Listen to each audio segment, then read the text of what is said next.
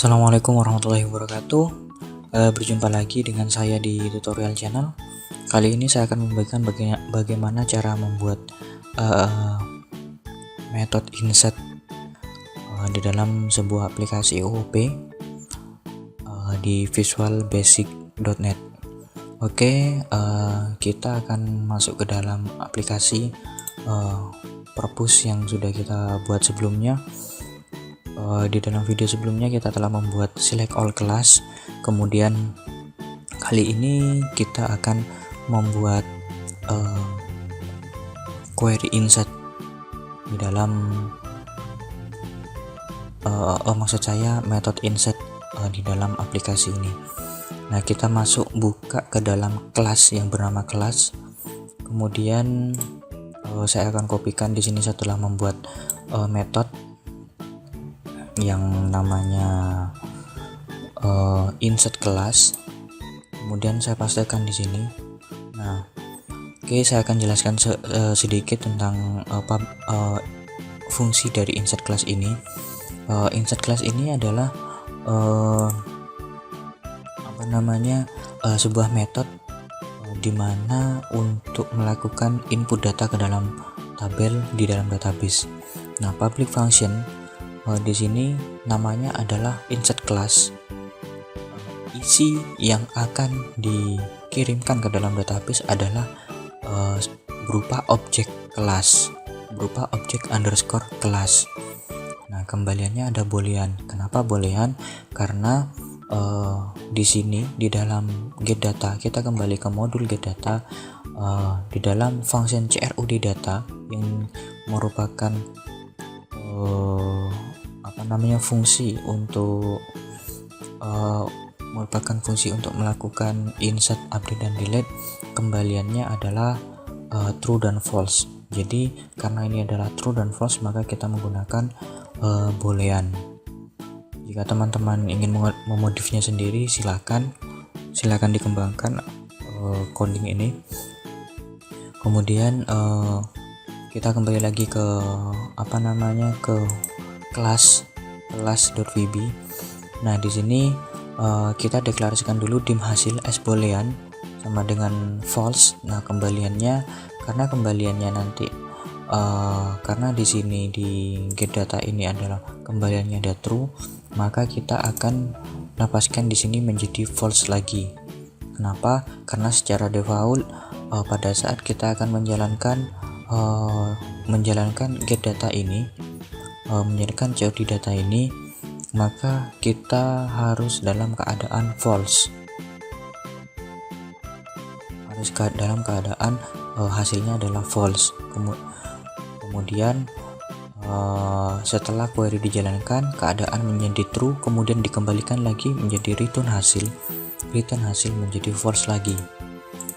Nah, oke, kemudian kita akan pasang query insert into class values class.id class dengan class.class.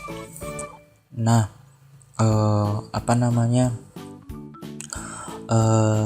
di sini insert class, kita akan menginsertkan ke dalam tabel yang bernama kelas di dalam database dengan isiannya apa? Isian value untuk atribut pertama atau field pertama adalah underscore class.id class. Nah, arti dari ini adalah apa? Underscore class merupakan sebuah nama objek, yaitu yang mengambil dari kelas. Nah, nama objeknya underscore class ini adalah merupakan nama objek, kemudian .id class merupakan atribut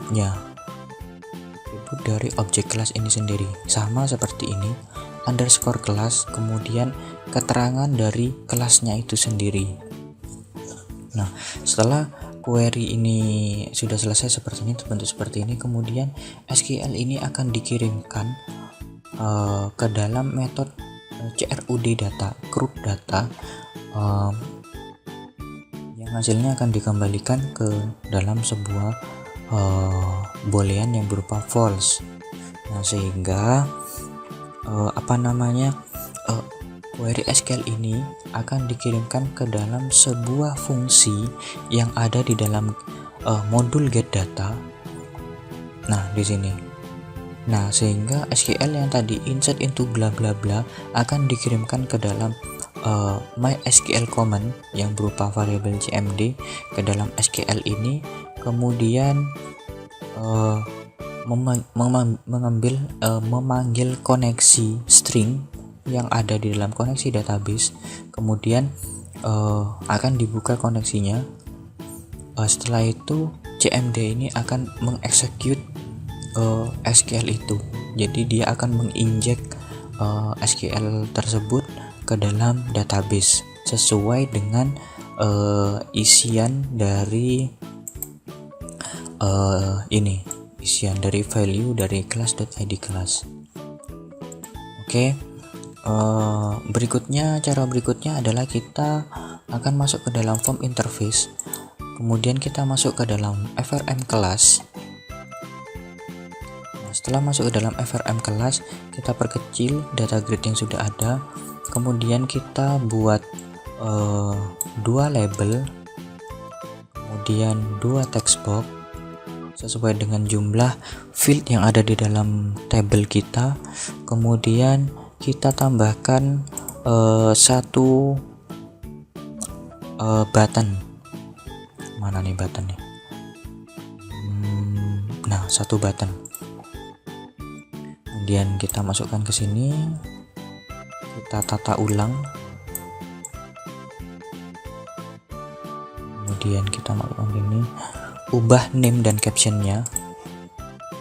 Label kita tulis ID class, kemudian di sini class,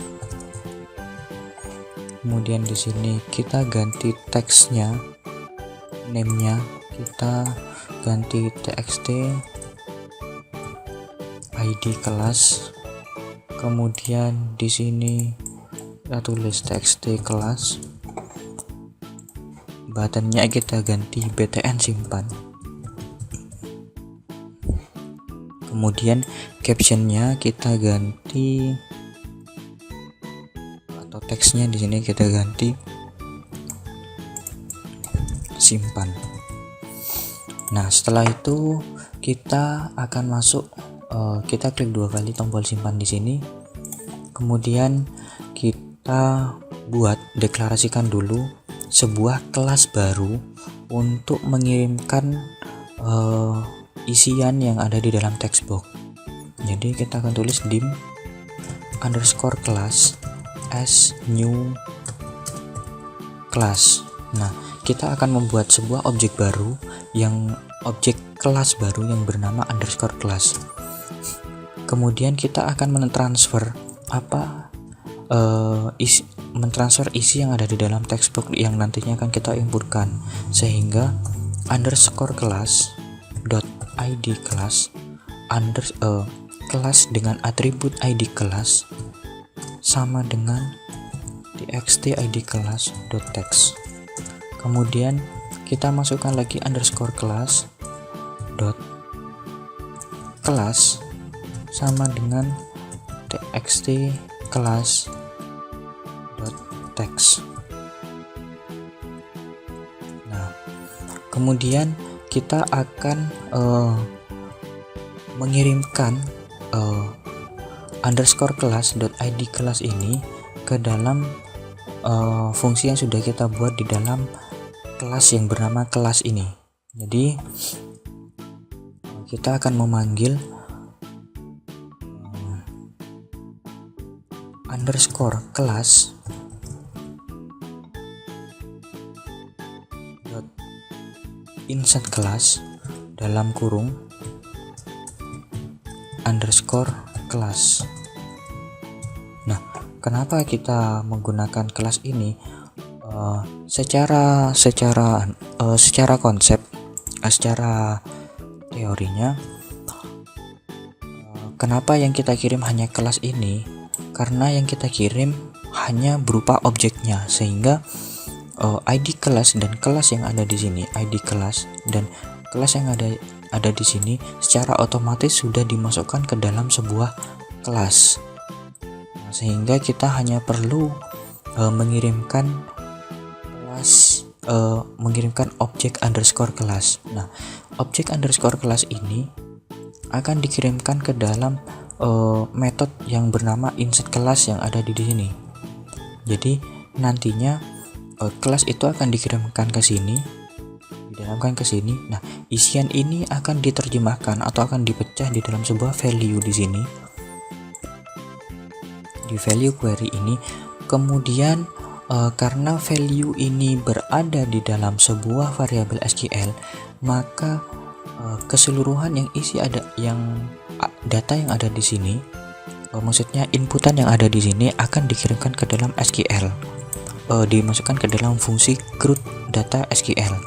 Kemudian CRUD data SQL akan menjalankan injeksi yang seperti yang saya jelaskan tadi, seperti itu. Nah, kita kembali lagi ke dalam form class. Kemudian kita tampilkan bagaimana kemudian pada saat kita menyimpan, tentunya kita akan ingin tahu data tersebut sudah disimpan atau belum. Maka kita panggil sebuah prosedur lagi, tampil data di sini, untuk menampilkan data yang sudah kita inputkan. Kemudian coba kita jalankan.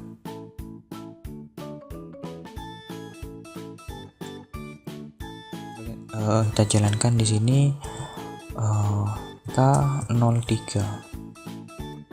12 IPA 1. Kemudian kita klik simpan, otomatis sudah tersimpan. Nah, bagaimana, mudah bukan? Kita hanya berfokus pada sebuah kelas yang ada, metode kelas yang ada, namun kita akan mengurangi penggunaan coding di dalam sebuah form kelas ini. Jadi inti dari object oriented programming adalah kita mengobrak-abrik yang ada di sini. Kita memperjelas dan juga memperbaiki seluruh struktur yang ada di sini. Jadi pada saat kita akan melakukan insert, update, delete, kita hanya perlu memanggil fungsi-fungsi yang ada di sini. Karena inti dari sebuah aplikasi OOP adalah function, seperti itu. Sehingga kita akan mudah dalam proses pengembangan aplikasi yang sifatnya jangka panjang. Oke, mungkin itu saja dari saya tentang penjelasan bagaimana cara insert data di dalam aplikasi OOP. Silakan ini di subscribe, silakan ini dibagikan kepada teman-teman yang lainnya. Semoga apa yang saya bagikan ini bermanfaat bagi teman-teman. Terima kasih dan sampai jumpa kembali di tutorial berikutnya. Wassalamualaikum warahmatullahi wabarakatuh.